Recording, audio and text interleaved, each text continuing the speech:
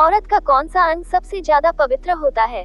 दोस्तों, ये प्रश्न एक बार एक स्त्री अपने पति से पूछती है कि आप मेरे से तो तरह तरह की पहेली बुझा रहे हो, क्या आप मेरे को एक प्रश्नों का उत्तर हमें बता सकते हो? और वे कहती हैं कि औरत का कौन सा अंग सबसे ज्यादा पवित्र होता है। जब पति इसे सुनता है तो मुस्कुराने लगता है और कहने लगता है, ये प्रश्न तो बहुत ज्यादा हल्का है, और वे अपने जवाब में कुछ कुछ बातों को वह जवाब देता है।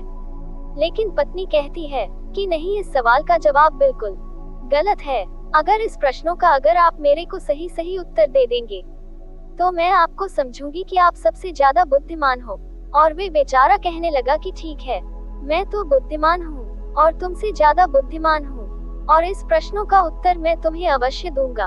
अब इतना कहने के बाद अब वह इस प्रश्नों के चक्कर में वो तरह तरह के लोगों के पास पहुँच जाता है।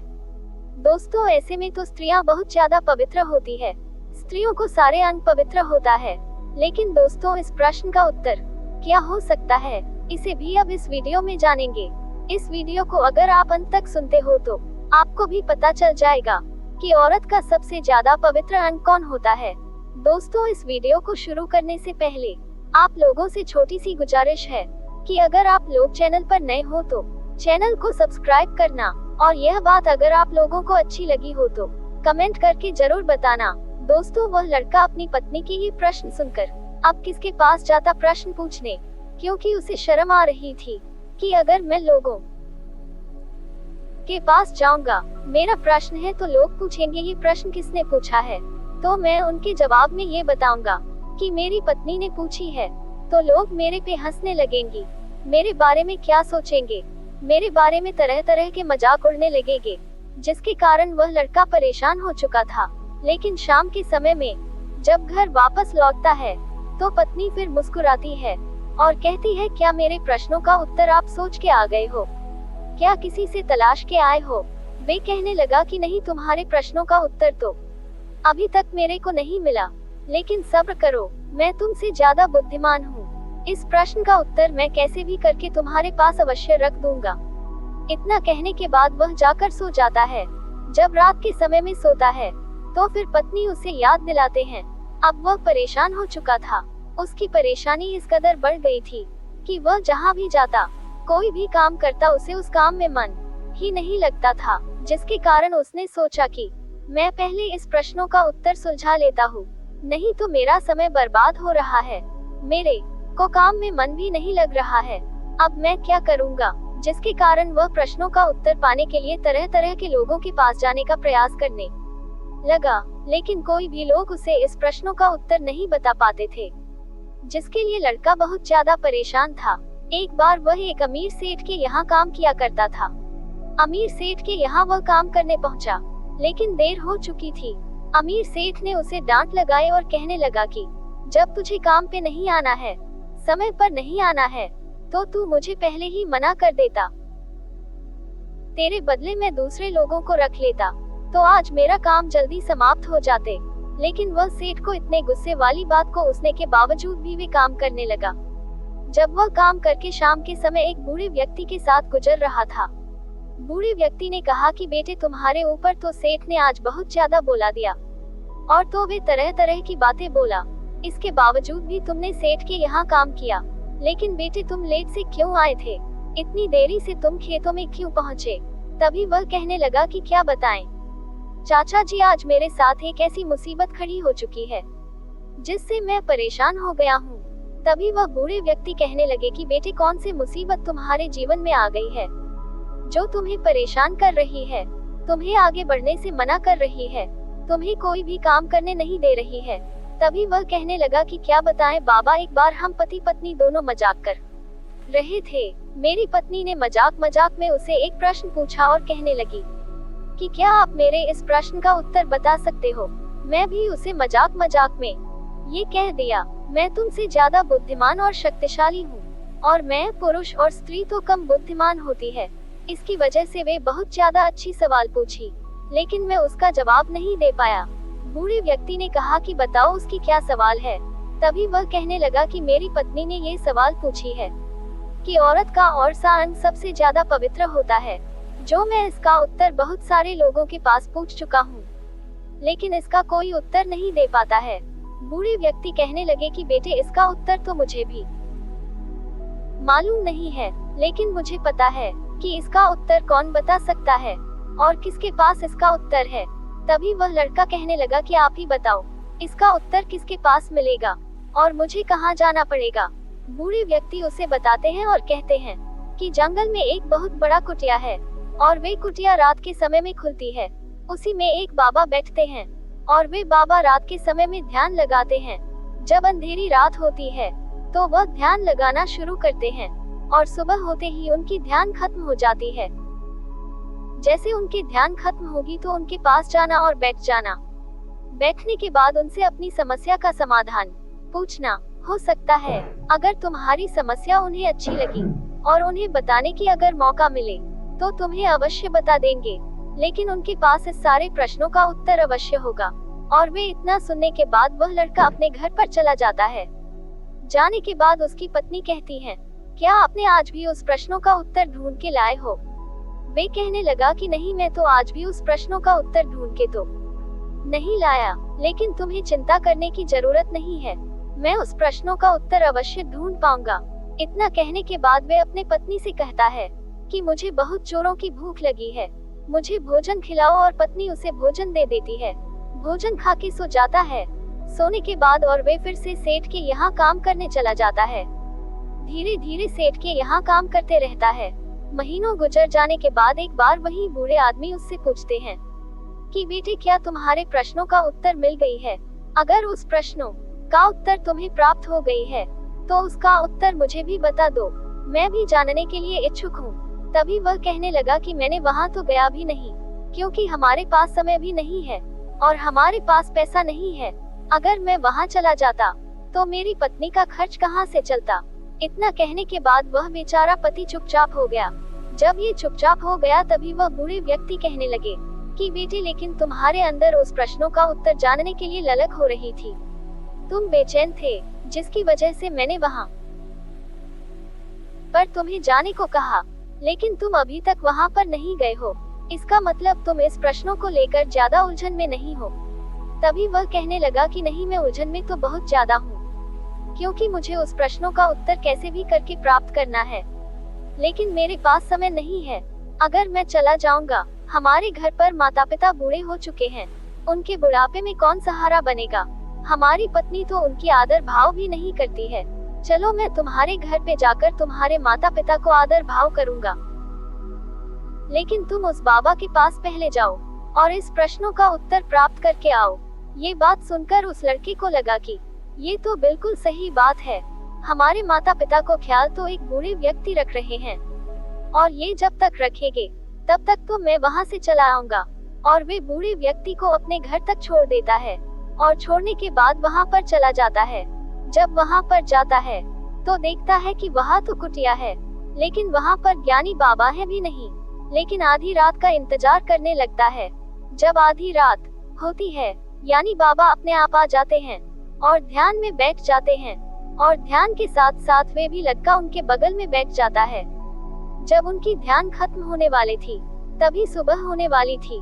चिड़िया बोल रहे थे तो वे बोल रहे थे, जिसकी वजह से उनकी ध्यान खत्म हो गई।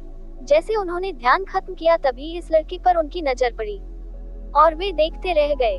तभी लड़का कहने लगा कि हे ज्ञानी महात्मा, मुझे आपसे कुछ प्रश्न पूछने हैं, क्या आप मेरे को उस प्रश्नों का उत्तर बताओगे? तभी उन्होंने कहा कि बेटे, तुम कौन हो, कहाँ से आए हो और तुम्हारी क्या प्रश्न है? क्या मैं तुम्हें प्रश्नों का उत्तर देने वाला बाबा लग रहा हूँ? तभी वह कहने लगा कि नहीं बाबा, मुझे आपसे उम्मीद है कि आप इस प्रश्न का उत्तर अवश्य दे देंगे, क्योंकि मैं इस प्रश्नों को लेकर बहुत ज्यादा परेशानी में अपना जीवन व्यतीत कर रहा हूँ। तभी उन्होंने कहा कि बेटे बताओ, तुम्हारी क्या समस्या है, मैं तुम्हारी समस्या का समाधान अवश्य निकालता हूँ। वे लड़का कहने लगा कि हे बाबा, मेरा यही प्रश्न है। मेरी पत्नी ने मेरे से एक प्रश्न की थी कि औरत का कौन सा अंग सबसे ज्यादा पवित्र होता है। आप ही बताए कि औरत का कौन सा अंग सबसे ज्यादा पवित्र होता है। तभी उन्होंने कहा कि बेटे, तुम्हारी पत्नी ने जो भी प्रश्न पूछा है वह बहुत ज्यादा बुद्धिमान है, और बुद्धिमानी पहचानने के लिए तुमसे यह प्रश्न पूछा है, क्योंकि वह तुम्हें जानना चाहती है, परखना चाहती है तुम बुद्धिमान हो या नहीं, लेकिन तुम्हें चिंता करने की बात नहीं है। बेटे, तुम मेरे पास आए हो और मेरे पास आने के लिए तुम्हें जो भी कष्ट हुई है उसके लिए मुझे क्षमा कर दो। लेकिन मेरे पास जो भी व्यक्ति तुम्हें भेजे हैं वे ऐसे व्यक्ति नहीं होंगे, वे तो बहुत ज्यादा बुद्धिमान व्यक्ति होंगे। और उन्होंने कहा कि बेटे, सबसे पहले इस प्रश्न का उत्तर जानने से पहले आपको मैं एक छोटी सी कहानी सुनाने जा रहा हूँ, और इस कहानी को अगर तुम अच्छे से समझ लेते हो तो तुम्हें पता चल जाएगा कि इस प्रश्न का उत्तर क्या होगा। और उन्होंने कहा कि बेटे, एक बार मैं किसी कुटिया से गुजर रहा था तो मैंने देखा कि स्त्री और पुरुष की शादी हो रही है। स्त्री और पुरुष की जब शादी हो रही थी वहाँ पर बहुत सारे लोग खड़े होकर स्वागत कर रहे थे। मैं उनके ही करीब से गुजर रहा था, लेकिन लड़का जब स्त्री को पैर को छूता है तो सारे लोग हंसने लगते हैं, उसका मजाक उड़ाने लगते हैं। मजाक उड़ाने के बाद तरह तरह के लोग उसे ताना मारने लगते हैं और कहने लगते हैं कि स्त्री का पैर छू रहा है, स्त्री का पैर नहीं छूना चाहिए क्योंकि स्त्री पति का पैर छूती है। जब मैंने यह बात को सुना, वहाँ से आगे बढ़ रहा था। जैसे जैसे मैं अपने कुटिया की तरफ आ रहा था, मैं उसके बारे में ही सोच रहा था कि लोग उसके बारे में क्यों ऐसी बातें कर रहे थे।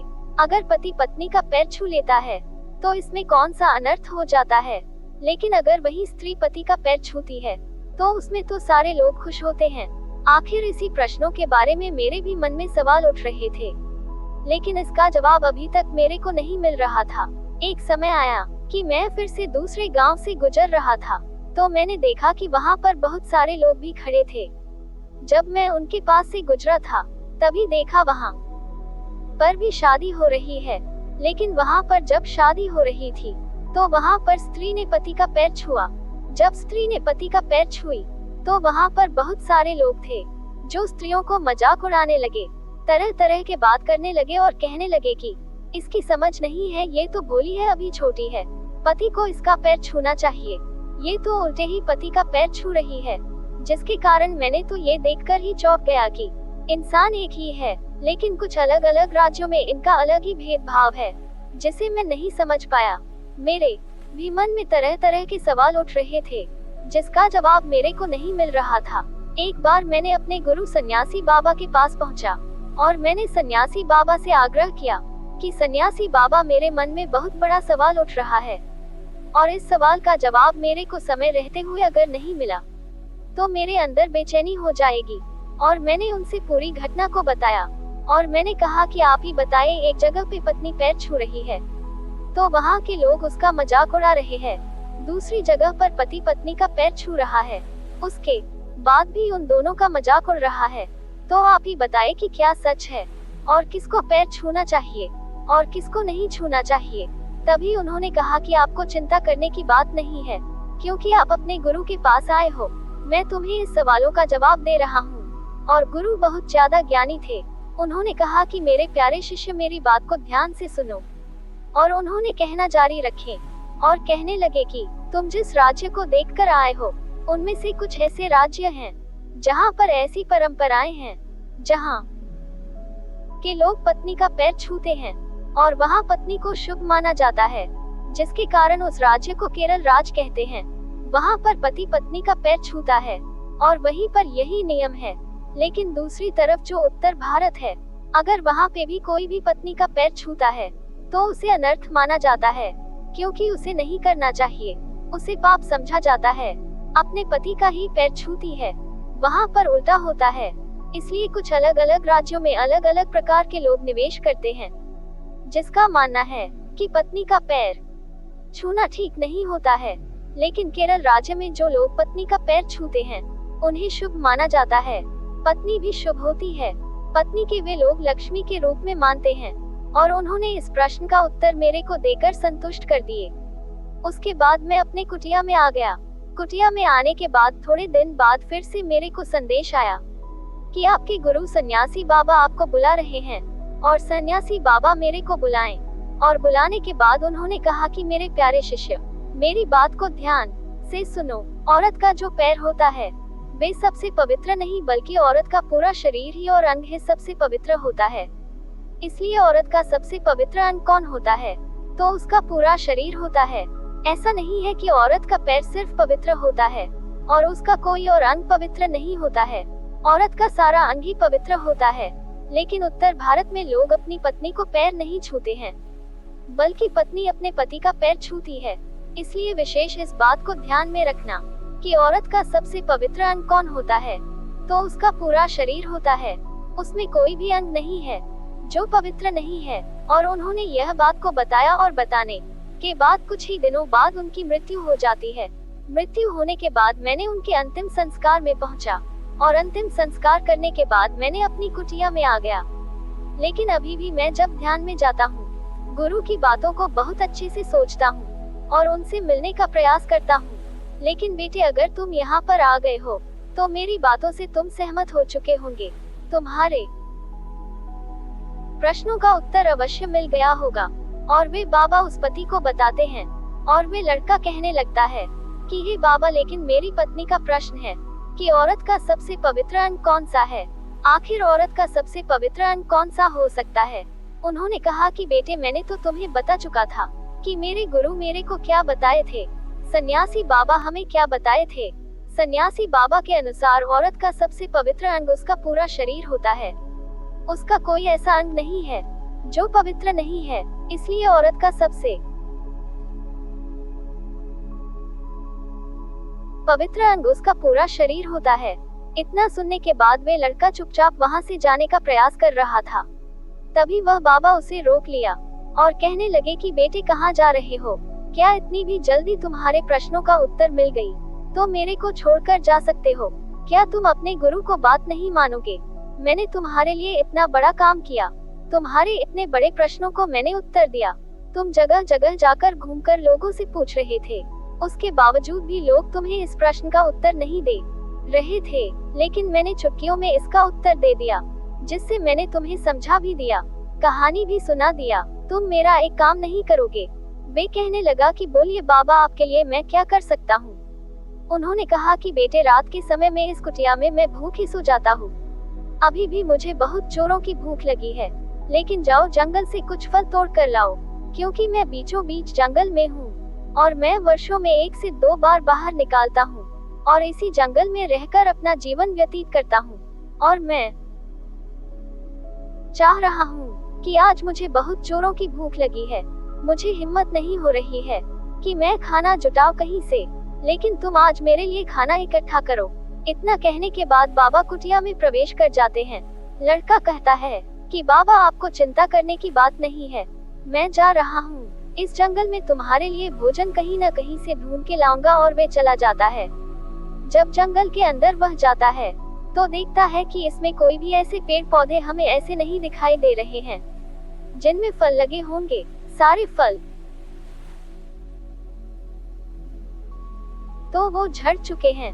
लेकिन बाबा कहाँ से भोजन पानी करते हैं। घूमते घूमते शाम का समय हो चुका था, लेकिन कहीं भी फल उसे नहीं मिला, जिससे वह अपने खाली हाथ वापस लौट रहा था। तभी उसे रास्ते में याद आया कि उन्हें बहुत जोरों की भूख लगी है, क्योंकि भूख के मारे वे कहीं भोजन ढूंढने का प्रयास भी नहीं कर रहे हैं। मैं अपने घर से जाकर उन्हें भोजन लेकर आऊंगा, लेकिन अब तो रात का समय होने वाला है और मेरा घर भी बहुत ज्यादा दूर है। अगर उन्हें समय पर भोजन नहीं मिला तो उनकी मृत्यु हो सकती है। अब वह क्या कर सकता। और वे खड़ा होकर सोचने लगा, लेकिन उसे कुछ भी दिखाई नहीं दिया। उसके बाद वे खाली हाथ जब बाबा के पास आया और कुटिया के दरवाजा को बजाया। कुटिया से बाहर बाबा निकले और कहने लगे कि बेटे, क्या तुमने मेरे लिए भोजन तोड़ कर लाए हो। कहने लगा कि हे बाबा, मैं सच बताऊं तो मैं पूरे जंगल में छानबीन कर लिया, लेकिन यहाँ पे कोई भी फल नहीं दिखाई दिया जिसके लिए मैं तुम्हें तोड़कर लाऊं और तुम अपना पेट भर लो। इसमें तो भोजन पानी मिलना मुश्किल है। तभी उन्होंने कहा कि बेटे, लेकिन इसी में भोजन पानी मिलता है और उसी के बावजूद मैं अभी तक जिंदा हूँ। अगर मुझे भोजन पानी नहीं मिलता तो मैं अभी तक जिंदा कैसे रह सकता। तभी वह कहने लगा कि हे बाबा, मुझे तो कहीं भी फल का पेड़ दिखाई नहीं दे रहा है जहाँ से मैं तोड़ कर लाऊं। उन्होंने कहा कि बेटे, मैं तुम्हारा इतना बड़ा काम किया, तुम मेरे लिए एक बार और प्रयास करो। और वे सुबह होते ही फिर जंगल में चला जाता है और जंगल में चला जाने के बाद फिर से वह जंगल के चारों ओर घूमने लगता है, लेकिन उसे कहीं भी फल का पेड़ दिखाई नहीं देते हैं। शाम का समय हो जाती है, लेकिन वह सोचता है कि इस बार अगर मैं खाली जाऊंगा तो बाबा को बहुत जोरों की भूख लगी है और वे भूख के मारे तड़प रहे हैं। आखिर मैं क्या करूं? उसे कुछ भी दिखाई नहीं दिया। तभी उसने सोचा कि मुझे कम से कम उनके लिए पानी भर लेनी चाहिए। पानी की तलाश में नदी के पास पहुंचता है और नदी से कुछ पानी भरने का प्रयास करता है, लेकिन पानी वह किसमें भरता?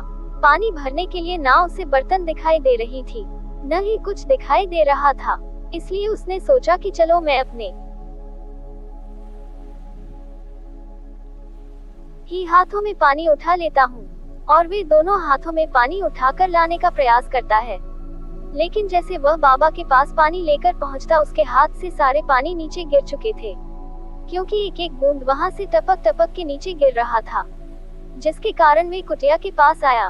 तब तक सारे पानी खत्म हो चुकी थी। अब वह फिर से निराशा हुआ दरवाजे पर खड़ा था।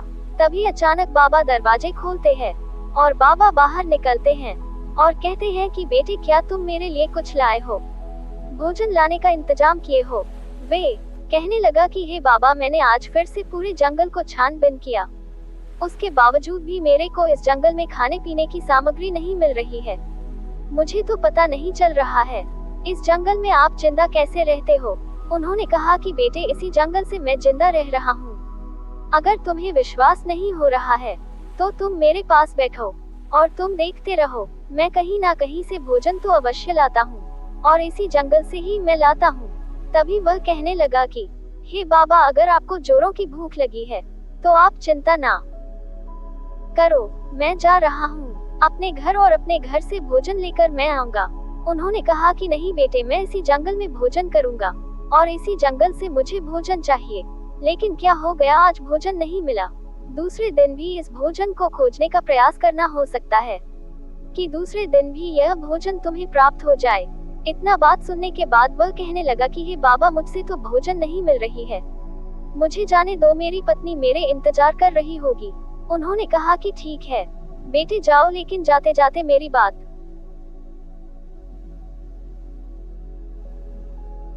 को ध्यान में सुनो कि तुम बार बार प्रयास करोगे तो कोई न कोई चीज तुम्हें हासिल हो जाएगी, लेकिन तुम प्रयास करना छोड़ दोगे तो तुम्हें कोई भी चीज हासिल नहीं होगी। अगर तुम इस प्रश्न का उत्तर ढूंढने का प्रयास बंद कर देते तो आज मेरे पास नहीं पहुंचते। ठीक उसी प्रकार तुमने भोजन का प्रयास ढूंढना बंद कर दिया, जिसके कारण आज भी तुम्हें भोजन नहीं मिला। लेकिन वहीं अगर तुम्हें भोजन कहीं न कहीं से ढूंढना ही है तो भी इस जंगल में चारों तरफ हल्के पेड़ दिखाई देंगे। और वे बाबा कहने लगे कि बेटे, तुम यहीं पर बैठो, मैं तुम्हारे लिए और अपने लिए इस जंगल से फल लेकर आ रहा हूँ। और वे फल लेकर आते हैं। जब वह कुछ ही देर में फल लेकर आते हैं तो फल बहुत अच्छे थे, ताजे फल थे। दोनों खा लेते हैं। दोनों खा लेने के बाद शीतल जल पीते हैं। पीने के बाद अब वह बाबा कहते हैं कि बेटे बताओ, तुमसे तो यह फल नहीं मिल रहा था, लेकिन मेरे से कैसे मिल गया? आखिर ये फल इसी जंगल में है, लेकिन तुम्हें दिखाई क्यों नहीं दिया? तुमसे क्यों नहीं मिला? उनकी बात सुनने के बाद वे लड़का कहने लगा कि हे बाबा, मैं आपकी बातों को समझ रहा हूँ, लेकिन आपके पास अंदरूनी शक्तियाँ हैं। आप अपने अंदरूनी शक्ति से इस फल के पेड़ को उगा चुके हो और इसी से तोड़कर के लाए हो। उन्होंने कहा कि नहीं बेटे, ऐसी बात नहीं है, इस जंगल में ऐसे हजारों पेड़ हैं, तुमने वहाँ तक पहुँचा नहीं। तभी वह कहने लगा कि नहीं बाबा, मैंने एक भी पेड़ के पास ऐसा नहीं है कि मैंने नहीं गया। चारों तरफ ये सबको देखा, लेकिन किसी में मुझे फल दिखाई नहीं दिया। उन्होंने कहा कि बेटे, अगर मेरी बात पर विश्वास नहीं हो रही है तो मेरे साथ चलो और उसे लेते हुए वहीं पर चले जाते हैं जहाँ पर बहुत सारे फल थे। उसे दिखाते हैं, जिसे देखकर वह लड़का चौंक जाता है और कहता है कि सच में यहाँ पे तो सारे फल लगे पड़े हैं, यहाँ पे कोई ऐसा नहीं है जिस पे फल नहीं लगे हैं, लेकिन मुझे दिखाई नहीं दिए। लेकिन बाद में वह लड़का कहता है कि हे गुरु, मैंने तो यहाँ तक पहुँचा नहीं, मैंने तो इसके करीब से पहुँचा, इसके अंदर नहीं आया और मैंने ऊपर नहीं देखा, क्योंकि मुझे लग रहा था कि इस जंगल में सिर्फ पेड़ ही पेड़ है, फल वगैरह का पेड़ नहीं है, जिसके कारण मैंने आसपास घूमकर चला गया। मुझे कहीं भी फल दिखाई देते वह पके नहीं थे, जिससे मुझे लगा कि यह फल अभी तक नहीं पके हैं। मुझे माफ कर दो। तभी उन्होंने कहा कि बेटी ये तुम्हारी गलती नहीं है, मैं तो तुम्हें सिखा रहा हूँ कि जीवन में तुम्हें यह नहीं कहना चाहिए कि मुझसे ये चीजें नहीं हो सकती है, मुझे नहीं मिल सकती है, चाहे ये चीजें नहीं प्राप्त हो सकती है, क्योंकि इतना बड़ा जंगल में मैं अभी तक जीवित हूँ और तुम कह रहे हो इस पूरे जंगल को मैंने छानबीन कर लिया। उसके बावजूद इस जंगल में मुझे कहीं भी फल का पेड़ नहीं दिखाई दिया। लेकिन तुमने यह बात गलत कहा, क्योंकि इस जंगल को तुमने अगर अच्छे से छानबीन किया होता तो तुम्हें अवश्य दिखाई देते। और उन्होंने कहा कि बेटे ठीक उसी प्रकार जिंदगी में होती है, इंसान अगर चाहे तो अपनी जिंदगी में कुछ भी कर सकता है, कोई भी चीज को पा सकता है, कितनी भी बड़ी समस्या को समाधान निकाल सकता है, लेकिन इंसान हार मान जाता है। 1 से 2 बार उस सामग्री को ढूंढने का प्रयास करता है, उसे चाहत करता है, बाद में उसे लगता है ये मेरे से प्राप्त नहीं होगा।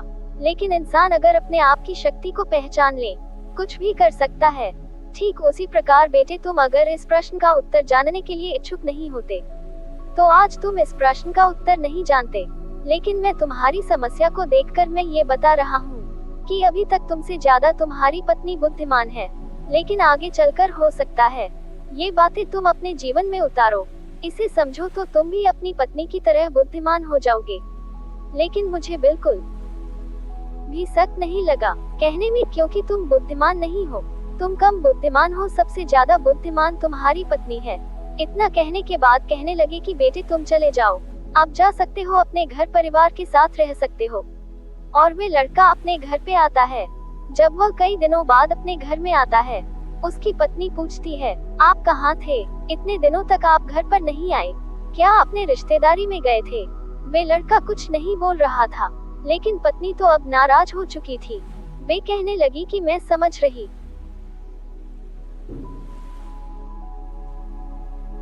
हूँ, आप रिश्तेदार में गए थे ना कहीं गए थे, मुझे लग रहा है आप तो कहीं गलत कार्य करने गए थे।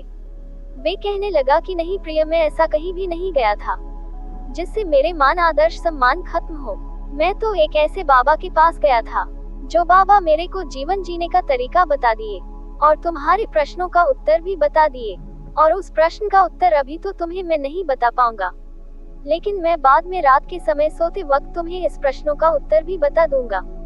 लेकिन उस बाबा को बात को ध्यान से सुनो। अरे बाबा को बात को सुना देता है। सुनाने के बाद पत्नी भी बहुत अच्छे से उस बात को सुन लेती है। सुनने के बाद पत्नी कहती है कि बाबा ने जो भी बात कही है बिल्कुल सही है, क्योंकि जो भी इंसान अपने जीवन में सफल होना चाहता है, कोई भी सामग्री को पाना चाहता है, उसे कुछ भी चाहिए, वे अपने जीवन में अगर हार नहीं मानता है, उसे एक ना एक दिन वे सफलता अवश्य हासिल हो जाती है। ठीक उसी प्रकार तुमने भी अपने जीवन में उसी तरह का लक्ष्य तय करो, उसी तरह का भी काम करने का प्रयास करो। और इतना कहने के बाद वे लोग भोजन पानी करते हैं। धीरे धीरे शाम होने वाली थी। पत्नी भी बहुत ज्यादा इच्छुक थी, लेकिन पति के अंदर घबराहट हो रही थी और उसे लग रहा था कि वह इस प्रश्न का उत्तर का क्या जवाब दूंगा। इस प्रश्न का उत्तर एक ही होना चाहिए। तभी गुरु की बात याद आता है और गुरु कहते हैं बेटे जीवन में क्या सही है क्या गलत है हम पूरी स्पष्ट के साथ नहीं कह सकते हैं। किसी न किसी परिस्थिति में ऐसी होती है कि दोनों बातें सही होती है, दोनों बात गलत होती है। इसलिए इस संसार में सही और गलत का फर्क इतनी जल्दी हम साबित नहीं कर सकते हैं। और वे शाम के समय में जब सोने जाता है, सोने से पहले वह स्त्री कहती है कि क्या आप अपने प्रश्नों को लेकर भूल चुके हो या याद में हो? तभी वह कहने लगा कि मैं उस प्रश्नों को कैसे भूल सकता हूँ जो आपने मेरे से पूछा। तभी वह कहने लगी कि बताओ औरत का कौन सा अंग है जो सबसे ज्यादा पवित्र होता है? तभी वो मुस्कुराते हुए कहने लगा कि केरल ऐसे राज्य हैं जहाँ पर स्त्रियों को पैर परा जाता है और स्त्रियों को मान सम्मान किया जाता है, उनका पैर पति छूता है। लेकिन वही उत्तर भारत में उनका पूजा करना लोग पाप समझते हैं। उत्तर भारत में स्त्रियां पति का पैर छूती है, लेकिन तुम्हारे प्रश्नों का उत्तर यही है कि स्त्री का सारा अंग ही पवित्र होता है। ऐसा नहीं है कि स्त्री का पैर पवित्र होता है या पैर पवित्र होता है या उनका कुछ और पवित्र होता है। स्त्रियां का पूरा शरीर का अंग ही पवित्र होता है। जाओ, मैंने इस प्रश्न का उत्तर देकर मैं साबित कर चुका हूँ कि मैं बुद्धिमान हूँ। तभी स्त्री मुस्कुराए और कहने लगी कि मैं समझ रही हूँ, तुम सबसे ज्यादा बुद्धिमान हो। लेकिन वह कहने लगा कि नहीं, सबसे ज्यादा बुद्धिमान मैं नहीं हूँ, सबसे ज्यादा बुद्धिमान तुम हो। क्योंकि वह बाबा मुझसे कह चुके थे कि यह प्रश्न जिसने भी पूछा है, तुम्हारी ये हालात देखकर मुझे लग रहा है तुमसे ज्यादा तुम्हारी पत्नी बुद्धिमान है। तभी वह कहने लगे कि इसलिए तो मैं तुमसे कह रही थी, लेकिन तुम नहीं मान रहे थे। लेकिन आज मैं मान गई कि तुम इस प्रश्न का उत्तर मेरे को बता चुके हो। आज से तुम ही बुद्धिमान हो। दोनों स्त्री और पुरुष अपने जीवन में खुश रहने लगे। दोस्तों, ठीक उसी प्रकार कोई भी स्त्री और पुरुष अपने जीवन में खुशहाली के साथ रहना चाहते हैं। दोनों पति पत्नी का रिश्ता सही होना सही है, और सही से बातें करना भी बहुत जरूरी है। क्योंकि स्त्री पुरुष में झगड़े लड़ाई जब हो जाती है तो उनके रिश्ते खराब हो जाती है। इसलिए दोस्तों, आप लोग कोशिश करें कि अगर आपकी शादी विवाह हो चुकी है तो आप अपनी पत्नी से अच्छे से पेश आइए। अगर पत्नी इस बात को सुन रही हैं, तो पत्नी से भी अनुरोध है कि वे भी अपने पति के साथ अच्छे से बर्ताव करें। क्योंकि समय ऐसा होता है कि एक ही समय में दोनों इंसान अपने आप को सही और गलत साबित करना चाहता है। उसी समय में रिश्ते बिखर जाते हैं। इसलिए दोनों को ये सोचना चाहिए कि हो सकता है कुछ समय में पति गलत होता है तो कहीं भी पत्नी भी होती है, और रिश्तेदारी इसी तरह से निभाई जाती है। अगर दोनों अपने आप को सही मानने लगेंगे और कहने लगेंगे कि नहीं, तुम गलत हो मैं सही हूँ, तो रिश्ता खराब हो जाता है। दोस्तों, उम्मीद करता हूँ कि ये बातें आप लोगों को सुनने के बाद समझ में आ गई होगी। दोस्तों, अगर इस बात को अगर आप लोग पसंद करते हो तो कमेंट करके जरूर बताना। चैनल पर नए हो तो चैनल को सब्सक्राइब करना।